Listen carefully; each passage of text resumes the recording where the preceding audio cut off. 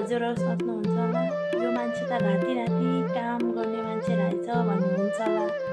होइन ल, म चाहिँ मेरो मेरो त फिक्स नै छैन। म चाहिँ दिउँसो पनि आउँछु, क्याफे हेर्न आउँछु। कहिले दिउँसो आउँछु, कहिले बेलुका आउँछु, कहिले मर्निङमा आउँछु के। त्यही भएर अनि अनि के भन्छ स्टाफहरू फेरि राति बस्यो भने भोलि बिहान सटरहरू खन्नुपर्छ नि त। त्यही भएर उनीहरूको आफ्नै टाइममा जानुभयो। एकजनाको अघि 8 बजे छुट्टी हो अनि त्यो किचनको दुईजना चाहिँ 10 बजेसम्म बसेर जानुभयो। अनि म चाहिँ यहीँ बसेको। अब पछि त्यो ग्यासहरू टट्टल गरेर पैसा लगेर रुम जान्छु। अनि भोलि चाहिँ फेरि म बिहान आउँदिनँ, दिउँसो पनि आउँदिनँ, म त बेलुका आउँछु। किनभने बेलुका फेरि सटरहरू मलाई विश्वास लाग्दैन क्या, अरूको त्यो अरू स्टाफहरूको विश्वास लाग्दैन क्या। अनि त्यही भएर किन फेरि अरूमा विश्वास लाग्दैन भनेको होइन। अनि सटरहरू यिनीहरूले राम्रोसँग सटर लगाउँदिन। अस्ति एक दिन पनि सटर राम्रोसँग नलगाएर हाम्रो यहीँ क्याफेमा चोरी भएको छ के। त्यही भएर मलाई डर लाग्छ। अनि बेलुका म किन आउँछु भन्दाखेरि म चाहिँ क्याफेमा पैसाहरू अब दिनमा सेल्स कति भएछ भनेर होइन लिन आउँछु। त्यही भएर अनि सटर पनि म आफैले बन्द गर्छु। दिउँसो चाहिँ स्टाफहरूलाई छर्छु कि, किनभने यिनीहरू दिउँसो अब जेसुकै गरेर होइन आजभोलि त मान्छे आउने सिजन नै होइन नि त, मान्छे नै आउँदैन। त्यही भएर सबैजना मेरो क्याफेमा भिजिट गर्नु होला। मेरो क्याफेको लोकेसन चाहिँ बौद्ध फैका चौकभन्दा हल्का यता अनि मण्डला क्लबको छेउमा टाँसेको।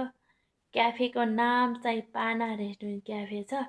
सबैजनालाई वेलकम छ, आउनु होला, आउनु होला, खानु होला, पिउनु होला, तातो चिसो के लिनुहुन्छ सबै पाउँछ। अनि यस्तै छ जिन्दगी। अनि एउटा कुरा, अनि मेरो क्याफेमा एउटा स्टाफ चाहिएको छ ल। कसैले काम गर्न इच्छा छ भने मलाई सम्पर्क गर्नु होला। अनि स्टाफको काम चाहिँ के हो भन्दाखेरिमा बारिस्ता कफीहरू सबै बनाउन जान्ने अनि त्यस्तो चाहिएको छ। कसैलाई काम गर्ने इच्छा छ भने मलाई सम्पर्क गर्नु होला। मेरो नम्बर चाहिँ यति यति यति यति हो भनेर पुरा चाहिँ यति यति यति भनेपछि अब बुझ्नु होला।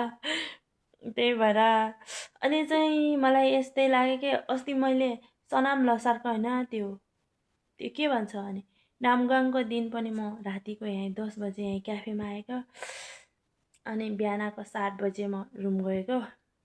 मलाई त्यस्तो लसार जस्तो नि भएन।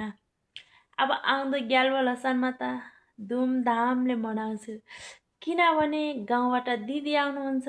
दिदी आयो भने हुन्छ नि त। दिदी आयो भने दिदीले खानासाना सबै रुममा दिदीले रेडी बनाएर राख्नुहुन्छ। अनि म यहीँ क्याफेमा आउँछु अनि स्टाफहरू छ नि त, अनि स्टाफहरू काम गर्छ। म कहिलेकाहीँ हेर्न आउँछु अनि त्यसपछि म त रुम गएर चिल पारामा खान्छु। दिदीले बनाउनुहुन्छ। अनि गाउँबाट कसैलेहरू ल्याउनुहुन्छ नि त, अनि गाउँबाट सुकुटी ल्याउनुहुन्छ के। कसैलाई सुकुटी चाहिएको छ भने मलाई कन्ट्याक्ट गर्नु होला। यस्तै छ जिन्दगानी राति पनि क्याफेमा। अनि मेरो क्याफेमा को आउनु भएको छ यसो कमेन्टमा गर्नु होला। अनि मैले मिनी भ्लग पनि नबनाएको, भने 3-4 दिन भयो नि त। त्यही भएर त्यति मलाई फुर्सद नै हुँदैन, सब बिजी नै हुन्छ के। यताउता कहिले क्याफे हुन्छ, कहिले रुम जाँदा यताउता गर्दा फेरि दिनै जान्छ। अनि आजको दिन त छोटो छ नि जान्छ क्या। त्यही भएर आउनु यस्तो भिडियो बनाउनै पाउँदिनँ। त्यही भएर अहिले राति चाहिँ अहिले हल्का म बिजी छैन कि। भर्खरै उता मैले बालासिङे बियरहरू पुऱ्याएको अनि अहिले एकछिन काउन्टरमा बसेर त्यति बस्नुभन्दा यसो एउटा भ्लग बनाऊ भनेर आएको। त्यही भएर आजभोलि हजुरहरूको माया के गर्दै जानुहुन्छ त। मेरो अस्तिको युट्युबमा सब्सक्राइब जस्ताको त्यस्तै छ। अनि मेरो टिकटक भ्लगमा पनि अस्तिको लाइक र कमेन्ट जस्ताको त्यस्तै छ, बढेको पनि छैन के। त्यही भएर यसो भिडियो बनाएर हजुरहरूलाई सम्झाउँ भनेको। त्यही भएर हजुरहरू मेरो युट्युब च्यानलमा सब्सक्राइब र लाइक गर्नुहोला अनि कमेन्ट पनि छर्नुहोला। मैले जे मिस्टेक गरेँ, मैले केही गल्ती गरेको छ भने कमेन्टमा छर्नुहोला। अनि चाहिँ मेरो युट्युब के भन्छ, मेरो टिकटकमा पनि लाइक कमेन्ट गर्नुहोला, सेयर गर्नुहोला, मलाई फलो गर्नुहोला। म फ्लग ब्याक दिनलाई रेडी छु।